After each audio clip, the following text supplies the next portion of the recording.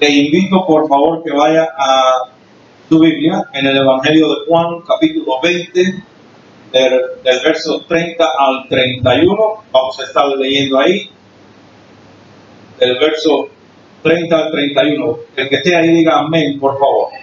Bueno, pues leemos en el nombre del Padre, del Hijo y del Espíritu Santo, y dice así: hizo además Jesús muchas otras señales en presencia de sus discípulos, las cuales no están escritas en este libro, pero estas se han escrito para que creáis que Jesús es el Cristo, el Hijo de Dios, y para que creyendo tengáis vida en su nombre.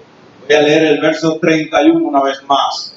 Dice: pero estas se han escrito para que creáis que Jesús es el Cristo, el Hijo de Dios, y para que creyendo tengáis vida en su nombre.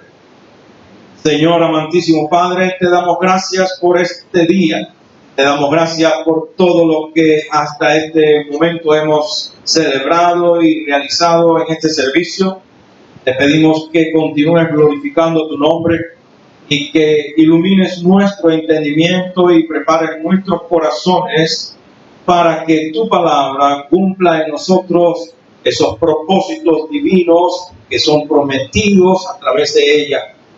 Tú vas a edificar nuestras vidas, te vas a exhortar nuestras vidas, te vas a consolar nuestras vidas, vas a hacer de nosotros mejores hombres y mujeres maduros y capacitados para servirte en un nivel cada vez superior, en el cual tú seas glorificado en medio de este mundo de tinieblas. Por Jesús te lo pedimos y te damos gracias. Amén. Bueno, amados hermanos y hermanas, puede tomar asiento. El domingo, yo no puedo decir el domingo pasado porque no fue el domingo pasado, pero el último domingo que nos reunimos aquí, compartí con ustedes que había sentido en mi corazón traer los domingos, cuando nos encontremos personalmente aquí, un mensaje diferente, por cuanto siempre vienen visitas o vienen inclusive dentro de las visitas personas que nunca han estado en la iglesia, no conocen al Señor Jesucristo, no conocen nada de la palabra de Dios. Y entonces, como estamos yendo a través de un estudio en el libro de Apocalipsis, nada, que no tiene nada de malo, cualquier libro de la Biblia es bueno para cualquier momento, pero entendiendo pues que es un poco más fuerte, un poco más demandante el estudio de Apocalipsis, decidí para los encuentros personales, para los servicios donde nos encontramos personalmente, pues entrar en el libro de Juan. Y como ven, he leído Juan 20, 30, 31, porque estos dos versos resumen el propósito para el cual el Espíritu Santo inspiró al apóstol Juan a escribir este libro. Repito, los versos 30 y 31 del capítulo 20 resumen el propósito para el cual el Espíritu Santo inspiró a Juan a escribir el Evangelio que lleva su nombre. Y dije en aquel entonces pues que quería un tipo de estudio o lección como esta, aprovechando que si llega alguien nuevo pues se le pueda dar a la persona un poco de leche y no carne. Yo creo que el pastor siempre tiene que, con la ayuda del Espíritu Santo, buscar cómo servir la mesa en la cual haya leche, viandas y carne. Y aquí vamos a ver que hay de todo para nosotros en el Evangelio de Juan. Continuaré los domingos que sea por el medio virtual, continuaré con Apocalipsis, y cuando pues nos reunamos aquí iremos al Evangelio de Juan. En el Evangelio de Juan pues se nos presenta a nosotros, quizás podemos hacer esta introducción preguntándole a ustedes cuál será la pregunta más importante, la pregunta que toda persona debe contestar correctamente. La pregunta más importante para toda su vida. ¿Cuál será esa pregunta? Hay un gran siervo de Dios, que por cierto es un excelente expositor bíblico, se llama Stephen Cole. ya está retirado inclusive. Y Stephen Cole dice que la pregunta más importante que se le puede hacer a una persona, y obviamente esa es la pregunta que debe contestar cualquier persona en este mundo correctamente, es la misma pregunta que el Señor Jesucristo hizo a sus discípulos en Mateo capítulo 16, verso 15. Y allí el Señor Jesucristo preguntó a sus discípulos la siguiente pregunta. Él hizo esta pregunta, dice, ¿quién decís? Pues dice, ¿y vosotros quién decís que soy yo? A lo que por inspiración divina, por revelación divina, el apóstol Pedro contestó en el verso 16, tú eres el Cristo, el Hijo del Dios viviente. Tú eres el Cristo, el Hijo del Dios viviente. Note que esta es la segunda vez que leemos esta frase. El Cristo, el Hijo del Dios viviente. Este es un título que con el paso del tiempo se tornó, por así decirlo, en nombre propio del Señor Jesucristo. Esto viene del griego, pues la forma del griego es Cristo, pero del hebreo es el Mesías. El Mesías. En el Antiguo Testamento se comenzó a la promesa, a profetizar, a prometer que habría de venir este Mesías, que en otras palabras es el Redentor del mundo, pero que también lo identifica como el eterno Hijo de Dios. He ahí la significancia de la profesión de Pedro. He ahí la importancia de que cada persona sea capaz de contestar esta pregunta. ¿Quién es el Señor Jesucristo?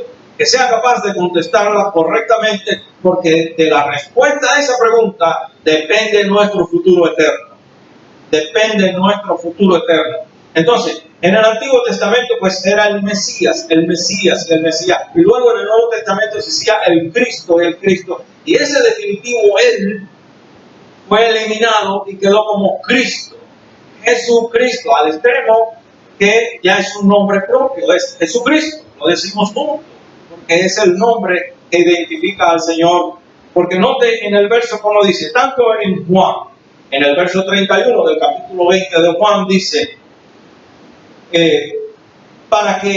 pero estas se han escrito para que creáis que Jesús es el Cristo. Entonces hay una coma y dice el Hijo de Dios. De manera que Cristo y Hijo de Dios es la misma cosa.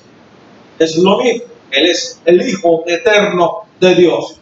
Entonces, esto llegó a convertirse en el nombre propio del Señor Jesucristo, al extremo que cuando se combinan estos dos nombres, es una confesión de fe. Cuando la persona reconoce a Jesús como el Hijo eterno de Dios y le llama por su nombre propio, Jesucristo, es una confesión de fe de que aceptamos la unión de esas dos naturalezas, la naturaleza humana y divina en Cristo, porque cuando Él vino y se encarnó en María la Virgen por medio del poder del Espíritu Santo y nació de ella siendo aún virgen, sí. Después María tuvo otros hijos, pero en el nacimiento inclusive de Jesús fue de la Virgen, como así mismo lo dice la palabra de Dios. En todos los aspectos la vida de Jesús es algo maravilloso, es algo milagroso. Por eso uno de sus nombres propios también es admirable. Admirable. Y ya lo vamos a ver en unos segundos. Entonces, una profesión de fe donde aceptamos esa unión de la naturaleza divina con la naturaleza humana del Señor. Y ese misterio de la unión de la naturaleza divina humana del Señor Jesucristo, como digo, se viene profetizando desde el Antiguo Testamento, y el profeta Isaías lo profetizó 750 años antes de la primera venida de Jesús, es decir, antes de él nacer de María.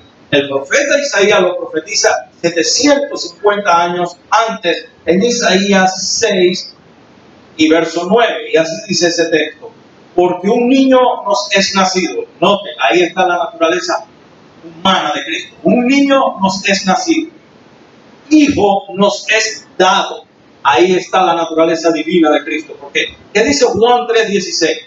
Porque de tal manera amó Dios al mundo que ha dado a su Hijo, que ha dado a su Hijo unigénito, para que todo aquel que en Él cree no se pierda, mas tenga vida eterna. Ahí está la cosa. Un niño nos es nacido, naturaleza humana. Un hijo nos es dado, la naturaleza divina de Cristo. Dice, y el principado sobre su hombro.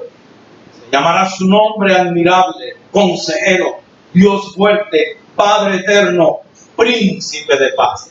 Ahí está claramente establecida la divinidad de Cristo, que es tan atacada por los testigos de Jehová, por tanta doctrina falsa. Pero ahí está clara la divinidad de Cristo. Admirable entre esos nombres no es parte del mensaje, pero yo quiero, pues, porque se trata del Señor Jesucristo, compartir esto con ustedes.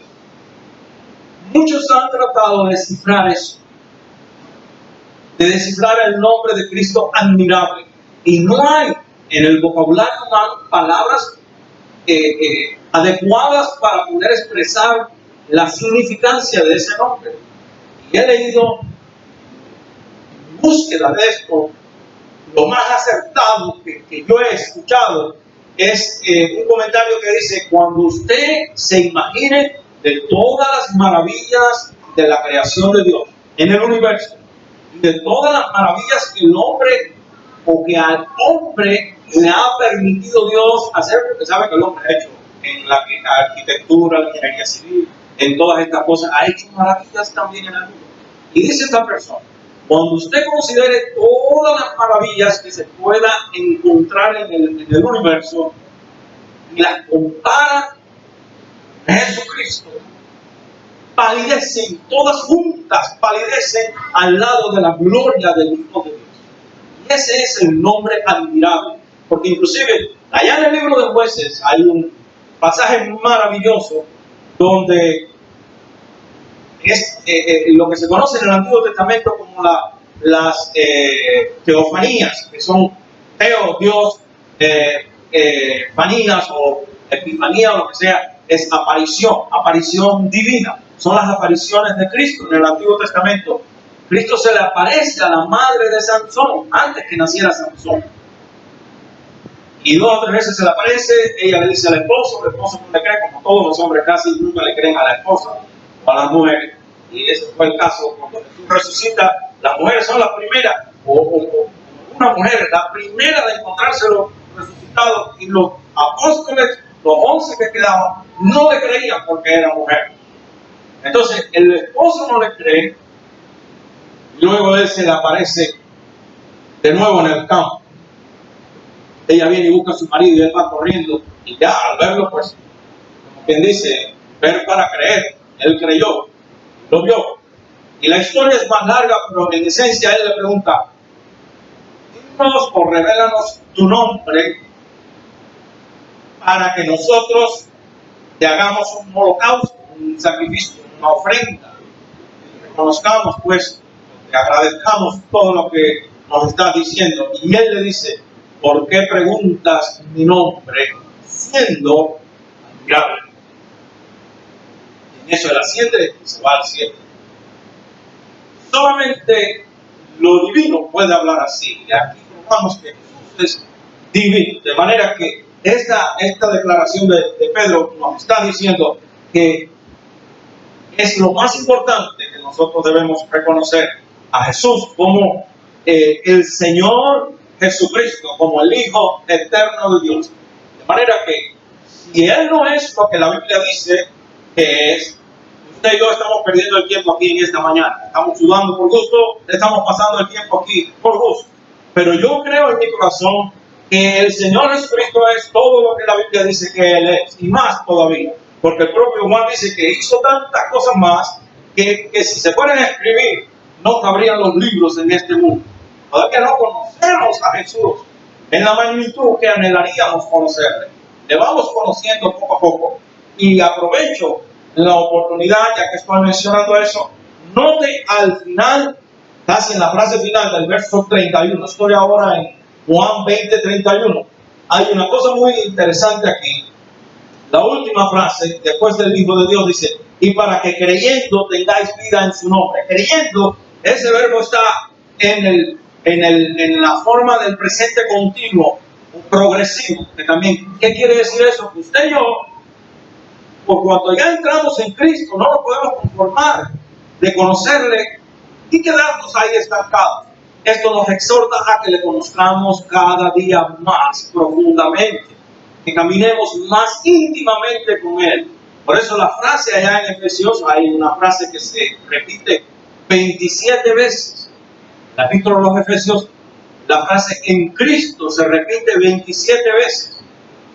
Y esa frase quiere decir, en los textos originales del griego, y yo no estoy pretendiendo que sea griego, no sé nada de griego, lo que sí es que estudio o leo los comentarios directamente de los que sí son eruditos o expertos en el idioma griego, y cómo descifran y desmenuzan la palabra de Dios usando los textos originales, ya sea del hebreo o del griego. Pero esa frase en Cristo comunica mucho más de lo que nosotros seríamos capaces de comunicar en el castellano. En el castellano decimos en Cristo y nada más pasa.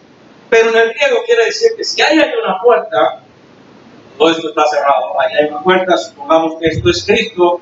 Cuando usted entra en el umbral de la puerta, muchos cristianos se quedan siempre en el mismo nivel de madurez porque ya se conformaron, ya entraron en Cristo y punto, se acabó, ya están dentro, ya no van al infierno, ahora vamos para el cielo. Pero el cristiano, como dice la Escritura en Colosenses capítulo 3, que si de veras hemos gustado la benignidad de Cristo, que pongamos las cosas, la vista, los ojos en las cosas de arriba, donde está Cristo, donde está nuestra vida escondida en Él. Y también en otros pasajes de la Escritura nos exhorta lo mismo. Pedro dice que si nosotros hemos gustado la benignidad, es decir, las bondades con las cuales, sin nosotros merecerlo, Jesucristo nos salvó de nuestros pecados, que anhelemos la leche no adulterada de la palabra de Dios, como todo niño recién nacido. Yo lo he explicado antes, pero no me canso o no me parece mal volverlo a tratar de ilustrar aquí. Todas las que son madres aquí en este grupo saben que cuando un niño recién nacido tiene hambre, él le monta a usted una perreta y hasta que usted no le da la botella de leche, no se cae, ¿sí o no? No deja de llorar, porque ninguna otra cosa lo va a consolar. Pues la aplicación del texto es que usted y yo desarrollemos, y eso se le pide al Espíritu. La carne no va a interesarse por la palabra de Dios. ¿Sabe lo que le gusta a la carne? Sentarse frente al televisor. Y ver televisión no es pecado, hermano. Vamos a aclarar eso para usted. Yo veo televisión también. Lo importante es que el televisor no nos robe el tiempo que hay que darle a Dios. ¿Qué quiero decir? La carne le gusta cualquier otra cosa. Sembrar matas en el patio, leer una novela, o ver una novela, o ver la noticia, o qué sé yo, o ir a pescar al río. Nada de eso es pecado. El problema es cuando interfiere en nuestra intimidad personal con Dios. Pues para no perder el hilo, lo que quiere decir ese texto es que usted y yo le pidamos en oración, así como le pedimos a Dios cosas materiales, pidámosle cosas espirituales y digámosle a Dios, desarrolla en mí hambre y sed por tu palabra. Que yo tenga el mismo apetito voraz que tiene un recién nacido, que no se conforma hasta que no se ha saciado con esa leche y vuelve a tener hambre. Mientras más usted busque de Cristo, más hambre, más deseo de conocerle. Porque el verbo está diciendo creyendo. Está en el tiempo del verbo progresivo, que quiere decir que usted, mientras más conozca a Cristo, más se va a agarrar de Él. Más seguro usted va a estar de su salvación. Porque no podemos conformarnos con un conocimiento superficial del Señor. No podemos entrar y quedarnos ahí parados. La frase en Cristo significa que usted entró ahí, le gustó la benignidad, las bondades, el amor, la gracia, la misericordia que no merecemos, y entonces usted se entrega, ya no se conforma con quedarse ahí, usted anda en toda esta habitación y usted se mete más con Cristo y más y más y más. Va a penetrar en Cristo, es penetrar cada vez más en el conocimiento de su palabra, en el conocimiento de su voluntad, en vivir para Él, para la gloria de su nombre. ¿Entendió, hermano? Entonces, nosotros sí sabemos que el Señor Jesucristo es quien la Biblia dice que es. La actitud correcta de cada uno de nosotros es confiar en Él plenamente como nuestro único Señor y respetarle y servirle y seguirle como nuestro único juez, Salvador y Señor personal, porque eso es lo que es. La pregunta en esencia es, ¿y ustedes quién dicen ustedes que soy yo? O que yo soy, dice el Señor Jesucristo. Esa es la pregunta de mayor importancia para todos nosotros, para toda la vida. ¿Quién sabe si el apóstol Juan, cuando se dispuso a escribir el Evangelio según Juan, estaba pensando precisamente en esas palabras de Pedro en Mateo 16, cuando en el capítulo 20, aquí 30 y 31, Juan comunica claramente el propósito de su Evangelio. Si alguien le pregunta a usted, ¿cuál es el propósito del Evangelio de Juan? Bueno, el propósito del Evangelio de Juan está resumido en el verso 31 realmente. Dice, pero estas se han escrito para que creáis que Jesús es el Cristo, el Hijo de Dios, y para que creyendo tengáis vida en su nombre. Tengáis vida en su nombre. Entonces, es importante para nosotros notar que Juan no está tratando. Note aquí una cosa muy importante. El apóstol Juan, y yo digo el apóstol Juan, porque ustedes deben entender que no se trata de Juan, se trata de Dios. Todos aquí debemos saber que el autor intelectual de la Biblia no fue Juan, ni Pedro, ni Pablo, ni Isaías, ni Jeremías. El autor intelectual de la Biblia se llama el Espíritu Santo de Dios. Él es el autor intelectual de la palabra de Dios. Él es quien ha preservado la palabra de Dios libre de error hasta el día de hoy, y con el propósito de edificar nuestras vidas y que nosotros confiemos plenamente en el plan de salvación de Dios a través de su Hijo Jesucristo. Entonces, pero vamos a decir Juan, y ya usted sabe lo que yo quiero decir. Juan, bajo inspiración divina, no está tratando de persuadirnos a nosotros a creer o a confiar en el Señor Jesús basado en generalidades. Generalidades tales como que era un gran maestro, y lo era. Pero ahí está el problema de mucha gente. Ellos creen que algunos creen que Jesús era un gran maestro, que era un gran profeta, que fue un gran hombre, un buen hombre, qué sé yo cuántas cosas, que fue un profeta de Dios, pero nada de eso nos salva a nosotros. La clave está en que nosotros creamos. Y también esta palabrita de creer va mucho más allá en el griego, porque no es creer, es confiar plenamente. Hay una gran diferencia entre creer y confiar. ¿Sabían ustedes? Yo tengo un compañero de trabajo que ya anda por los 65, 66 años, aunque usted no lo crea. Nunca ha ido a un dentista. Porque él dice que no se atreve, no confía, no abre la boca a nadie, y mucho menos que le metan tenazas y agujas y cosas allá adentro. Los dientes se le han ido cayendo, pero él no va al dentista. Sin embargo, él cree que sí, que el dentista puede hacer excelente trabajo. El dentista está capacitado, es un doctor en odontología, está capacitado para trabajarnos en la boca y hacer maravillas, sin ponerte la boca inclusive mejor de lo que la tenías antes. Pero no confía. Como el hombre, yo les he hecho la historia antes, el hombre que cruzaba la cuerda floja de la azotea de un edificio al otro a través de la calle, y cruzó caminando para allá, y cruzó caminando para acá, y después agarró una carretilla de albañil de esa, cruzó la calle sobre la cuerda floja, allá y acá. Y había gente en ambos lados, y en la calle ahí abajo. Y él preguntó, ¿ustedes creen que yo sea capaz de poner a uno de ustedes en la carretilla y pasarlo al otro lado? Todo el mundo dijo, sí, claro que sí, tú puedes. Y a uno de los que estaba cerca de Juan, pues no. Dice, no, yo no. Dice, pero si acabas de decir que tú crees que yo puedo, sí, yo creo que puedes hacerlo, pero no confío plenamente en que me lleves al otro lado, seguro. Nosotros no solamente tenemos que creer, sino confiar plenamente en que Jesús es capaz de cumplir con todas las promesas que ha hecho en su palabra. Que Jesús es el único que nos puede salvar de nuestros pecados y reconciliar con Dios Padre y hacernos entrar un día en el reino de los cielos. Gloria a su nombre. Entonces, Juan quiere que usted crea que el Señor Jesucristo es el Hijo de Dios, porque si el Señor Jesucristo no es el Hijo de Dios, hermano, un Salvador que no sea divino no nos sirve de nada. Puede ser el mejor hombre del mundo, pero no nos puede salvar, porque si Jesús no era divino, Jesús murió solamente por sus pecados, pero por cuanto Jesús es divino, nunca pecó, Él murió por su pecado y mi pecado, no por los demás.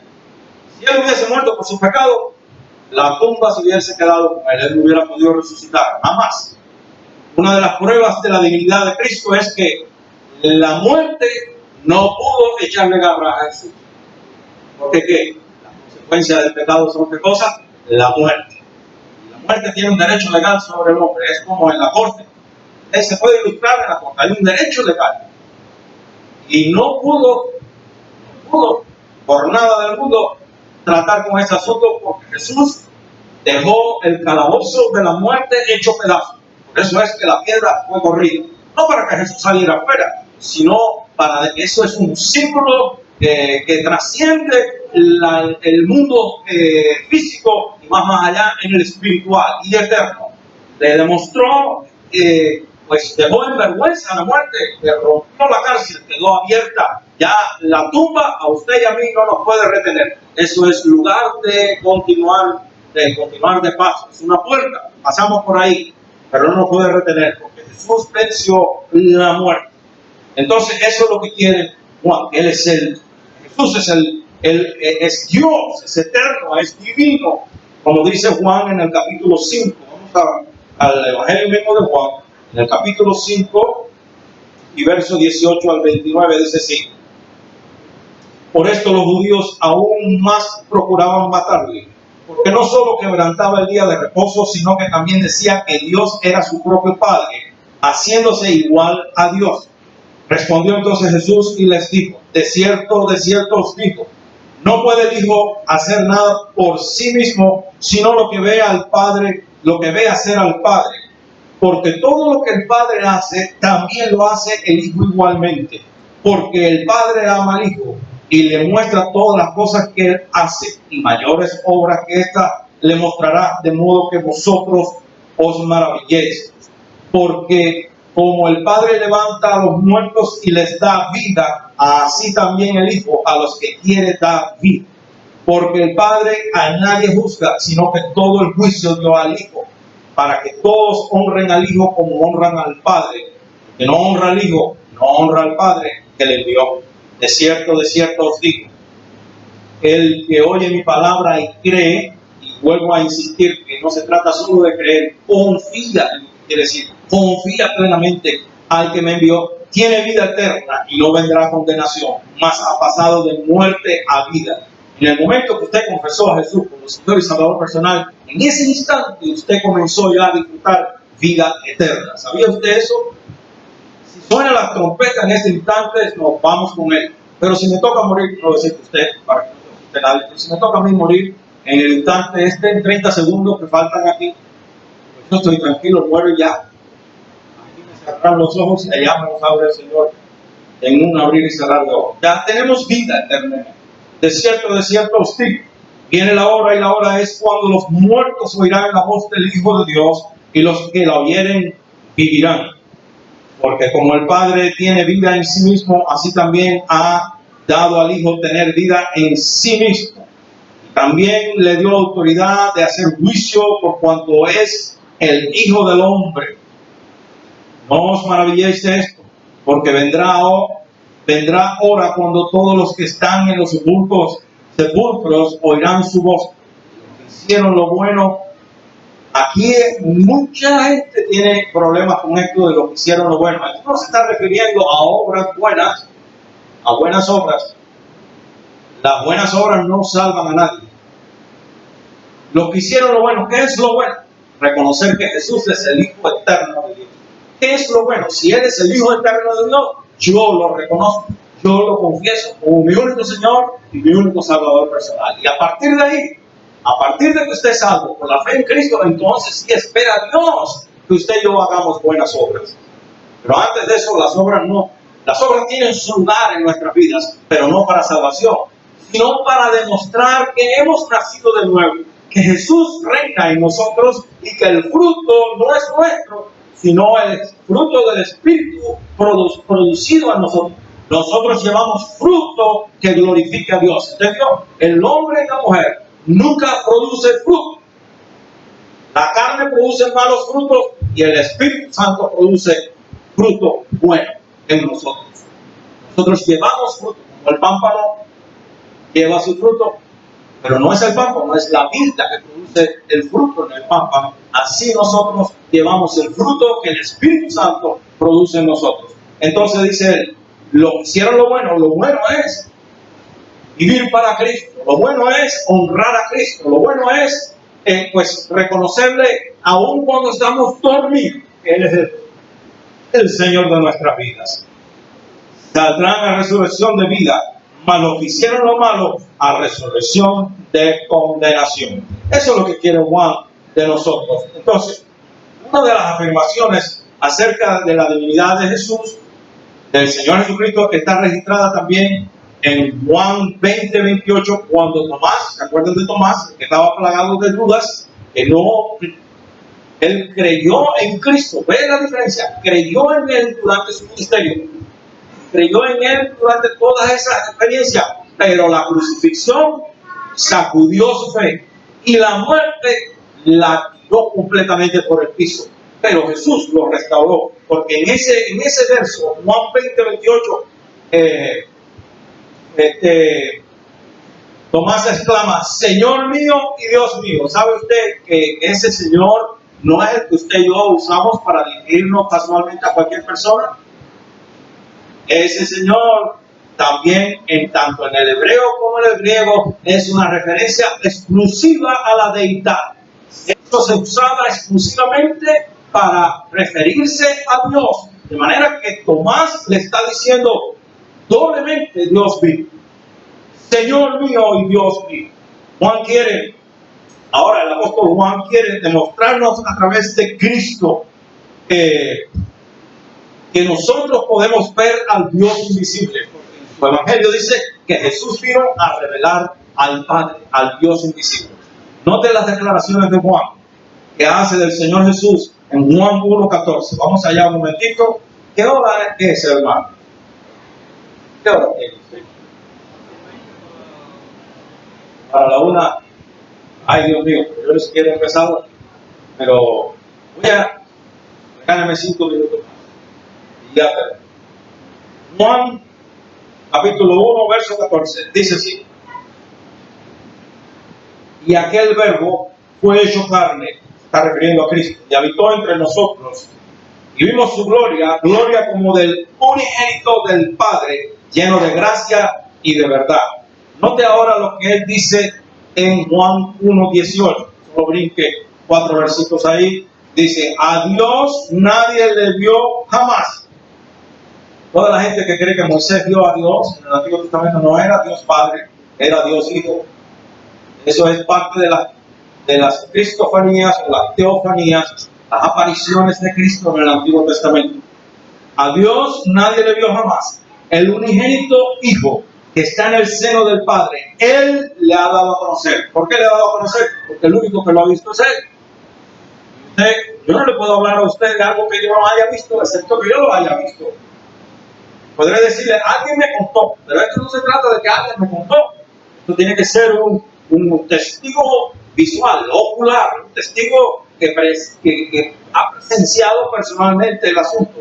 Entonces, ahí lo dice en el 18.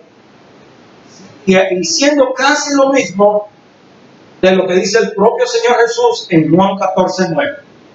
Miren lo que dice, no pierda lo que acabo de decir. Juan 14:9 dice, Jesús le dijo, eso es cuando Felipe le pregunta, tanto tiempo hace que estoy con vosotros y no me has conocido, Felipe. El que me ha visto a mí, ha visto al Padre. ¿Cómo puedes decir tú, muéstranos al Padre? En otras palabras, Él es quien vino a mostrar el Padre, vino a enseñarnos quién es el Padre. De manera que Juan quiere, hermanos y hermanas, que nosotros conozcamos o sepamos quién Jesús es. Quién Él es, divinamente hablando. Y que igualmente confiemos en Él por quien Él es, no por los panes y los peces, que a muchos prometen que si vienes a Jesús te va a enriquecer, te va a prosperar, te va a dar esto y te va a dar. No. Vamos a confiar en Él por quien Él es. Vamos a buscar el reino de Dios y su justicia primero. todas esas otras cosas vendrán por añadidura. Vamos a buscarle por lo que Él es. Porque todo aquel que cree en Jesús, yo voy a terminar ya en un segundo, en el Señor Jesús como el Hijo de Dios, tiene vida eterna en su nombre. ¿Por qué es tan importante el nombre de Jesús, hermano? Vamos a Mateo capítulo 1, verso 21. Y cuando yo termine con esta partecita aquí, pues cierro.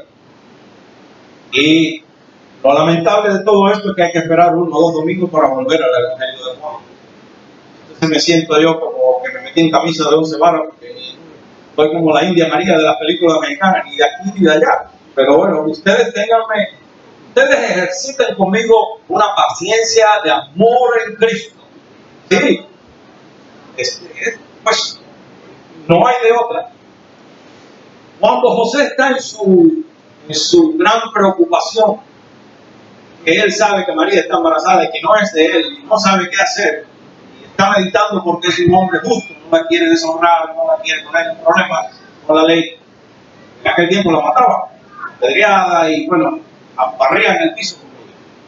Entonces, Dios le envía a un ángel del cielo y le habla. Dios por medio de ese ángel le dice a José, le dice, y dará a luz un hijo, llamarás su nombre Jesús, porque él salvará a su pueblo de sus pecados. Note una cosa muy importante.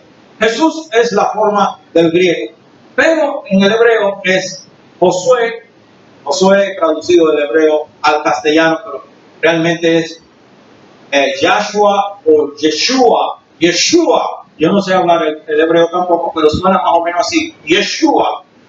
Y este nombre encierra, ese nombre significa Jehová salva. Note cómo el nombre de Jehová está entreverado en el nombre de Jesús. Significa, la traducción literal no se ha conseguido exactamente, pero significa Jehová salva, o Jehová es salvación, o Jehová es salvador. Cualquiera de las tres aplica. El caso es que ese nombre Jehová es el nombre más de Dios, más reverenciado en el pueblo hebreo, al extremo que los hebreos no se atrevían a pronunciar la palabra o el nombre Jehová, y optaron por poner 4 de las letras principales del nombre, que tiene un nombre que no vamos a entrar ahí porque no estamos en eso, pero ellos solo pronunciaban eso, y de ahí salió la palabra Yahweh. Las letras son, o las correspondientes a las letras hebreas, son la Y, la H, la W, la H castellana o del griego, pero la correspondiente al hebreo, quiero decir. Entonces, llegó hasta el extremo la reverencia. Preste atención a esto porque es importante, aunque yo les tome a ustedes unos minutitos más. De todas maneras, nos vemos cada 2 domingos, pues ya estamos sudados todos. Fue a tal extremo la reverencia, hermanos. Nosotros, ustedes saben que a veces la gente toma el nombre de Dios en vano, y es un pecado tomar el nombre de Dios en vano. Esto no es legalismo, esto es palabra. Dice, no tomarás el nombre de Dios en vano. Y los judíos, si algo podemos o debemos emular o imitar al hebreo, todo eso es esa reverencia que le llega hasta el tuétano de los huesos por las cosas de Dios. Y llegaron a dar al extremo de reverencia con el nombre de Jehová, que ellos no, ya ni siquiera Yahweh se atrevían a pronunciar, sino que lo dejaron para que el sumo sacerdote lo pronunciara una sola vez al año cuando entraba en el lugar santísimo. Está asociando todas las cosas solo en el lugar santísimo y por el sumo sacerdote. ¿Quién es nuestro sumo sacerdote, hermano? El Señor Jesucristo. Hay lo que se conoce como tipología bíblica. Él es el gran Melquisedec, que se le apareció a Abraham allá en el libro de Génesis. Ese es Jesús también, que por cierto se le llama el rey de paz, el rey de Jerusalén. Él es Jesús. Entonces, luego ese nombre lo sustituyeron los judíos por Elohim o por Adonai, y esos 2 nombres se le llaman a Jesús también en el Nuevo Testamento. No está escrito claramente, pero eso mismo que dijo Tomás, es una referencia a Elohim o Adonai. Adonai, Dios mismo. Elohim mismo. ¿Por qué es tan significante el nombre de Jesús? Vamos a ver, y con esto sí se termina. No estoy mintiendo, con esto termina. En primer lugar, el nombre de nuestro Señor Jesucristo encierra, hermanos y hermanas, el incomunicable nombre de la deidad. El incomunicable nombre de la deidad está encerrado en el nombre de Jesús. En segundo lugar, fue escogido por Dios, de manera que no fue escogido por hombre, y por cuanto fue escogido por Dios y fue traído por el mensaje de un ángel, es decir, fue enviado de arriba, es un nombre que viene de arriba, que no es de aquí abajo. Por tanto, prueba aún más, una evidencia más, diría yo, contundente de la divinidad de Cristo. En tercer lugar, su nombre Jesús está directamente ligado a su misión, a su misión. Note que el verso ahí en Mateo 1:21 dice, llamará su nombre, ¿qué cosa? Jesús, porque salvará a su pueblo de sus pecados. Él no se puede negar a sí mismo. Entre las muchas misiones de Cristo, que podemos enumerar muchísimas de ellas, está el salvarlo a usted y el salvarme a mí de nuestros pecados. Él no se puede negar a sí mismo.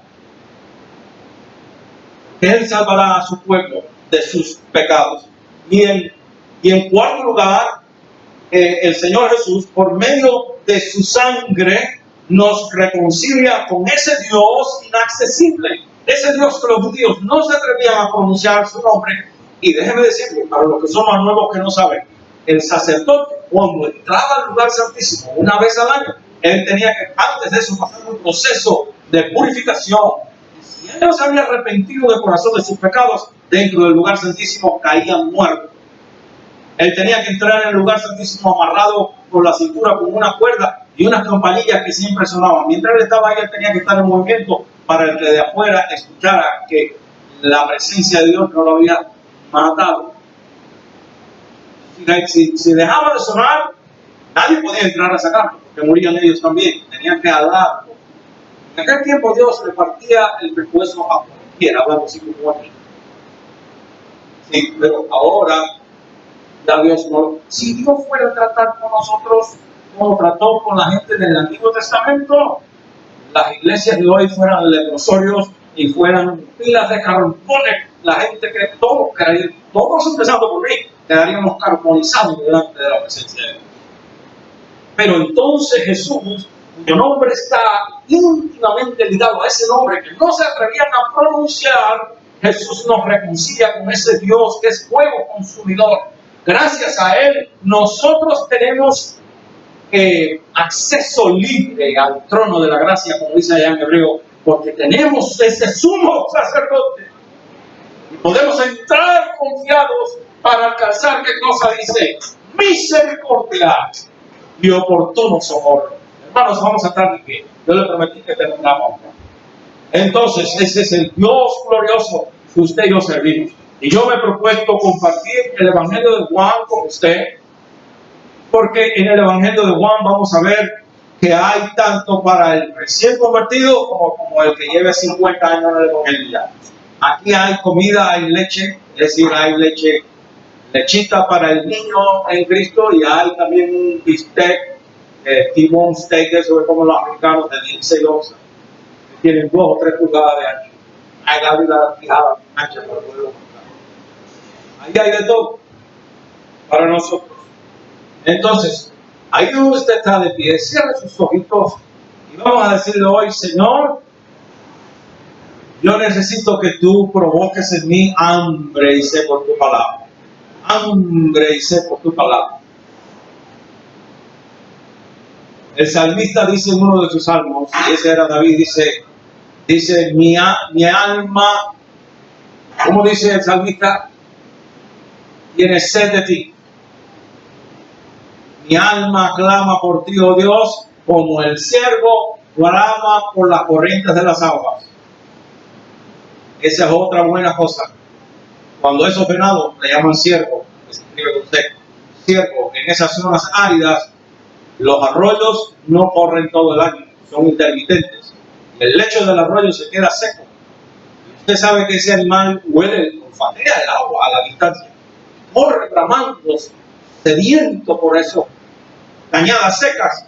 y algunos se despezuñan escarbando por encontrar ese líquido tan precioso.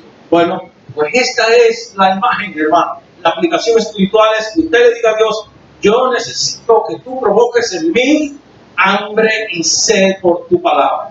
Que yo me sienta sediento de ti y hambriento de ti. vamos a decir, Señor Padre, en el nombre de Jesús, como pueblo que somos, lo tuyo, redimido por la sangre del Cordero, de tu Hijo eterno, nuestro Señor Jesucristo, te rogamos que por medio del Espíritu Santo pongas hambre y sed de ti en nuestros corazones y que nos enseñes, que nos dé la capacidad de saber administrar correctamente el tiempo y de ser disciplinados para la oración y la lectura de tu palabra. Por Jesús te lo pedimos y te damos gracias. Amén. Y en el nombre de Jesucristo le damos gracias también al Señor por los alimentos que vamos a compartir. Gracias a ustedes por su paciencia para conmigo y por su gentileza de sufrirme un poco de tiempo más. Que Dios los bendiga muchísimo.